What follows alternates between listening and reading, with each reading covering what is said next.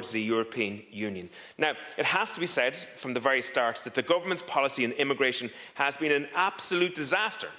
I believe it's absolutely true that the Minister for Justice has been asleep at the wheel for many years, at least 4 years, and I'd say the only reason she is awoken is because of the work that we in AIM2 have done over that period of time. It was AIM2 that found out that 85% of people who received deportation orders in this country never had their deportations actioned by the government. And when I asked the Minister for Justice where were these people, she said to me in black and white that she did not know where these people were. She could not confirm whether these people had been deported or not. It was AIM2 that found out that 5,000 people came through Dublin Airport with no travel documents last year, which is, again, an incredible figure.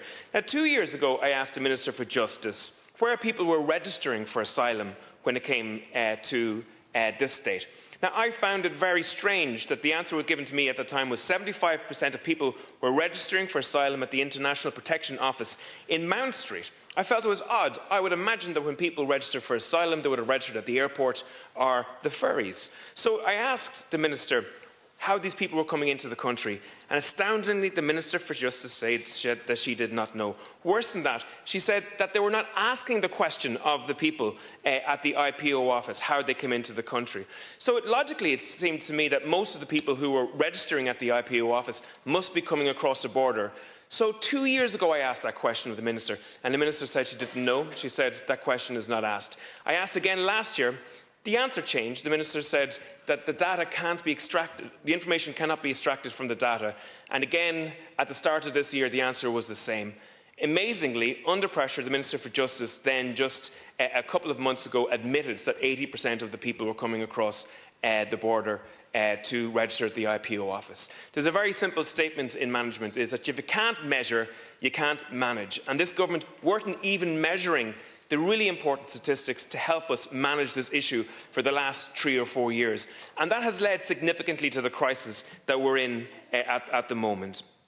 Now, incredibly, the government has created this new situation where they're putting checks on the border for people coming across.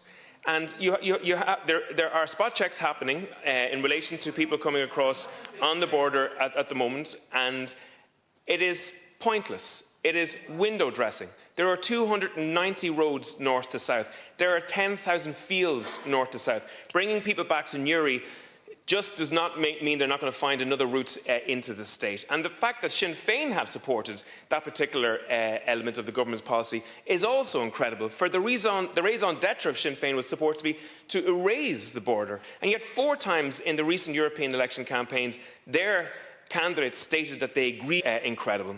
So, just another reason I believe that there is potentially a high number of people registering at the IPO office is because of people trafficking and people smuggling.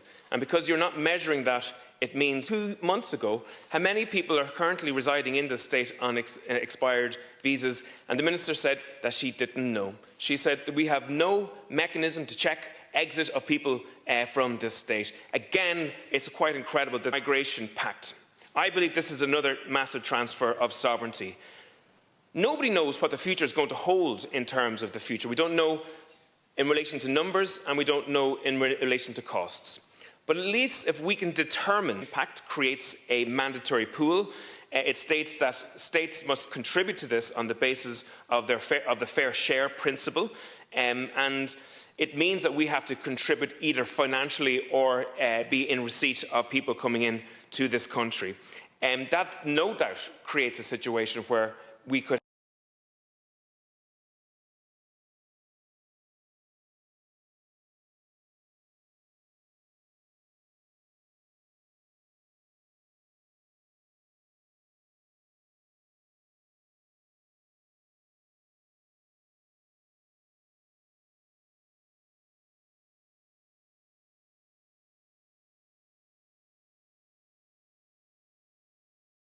have to significantly pay money to be able to meet our responsibilities under the European Migration Pact. Secondly, the European Migration Pact can be changed in the future, and we do not have the ability to stop that change, because that change will happen under majority vote in the future. So we're signing ourselves up not just to the current regime indicated in the EU Migration Pact, but under a potential change in the future which we cannot resile from as well.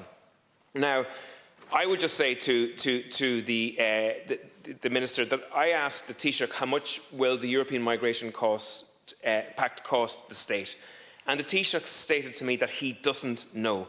I believe this is an astounding admission. It was probably the first blank cheque that the Taoiseach actually signed up to in this government, committing to the European Migration Pact and telling us that they don't know. Spending other people's money is something that the government do very, very well, in fairness, and we can see that right through a range of different projects.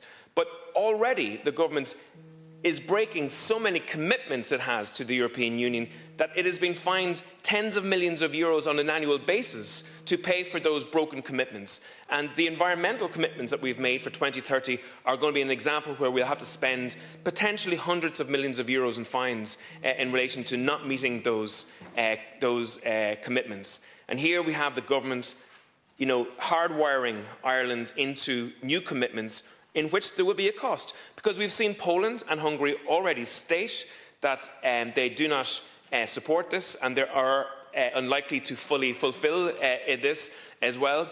And we've actually seen the European Union say that there will be fines and penalties for countries who do not implement the European Migration Pact. Many of the things in the European Migration Pact that could be potentially good for this country, the government could already do. So, we in Aim2 have long highlighted the fact that the government spend such a length of time processing people, which is neither fair on them or to the state, and actually creates a cost to the state in relation to that. Speeding up that process is in your gift currently. All it needs is the resources to provide for it.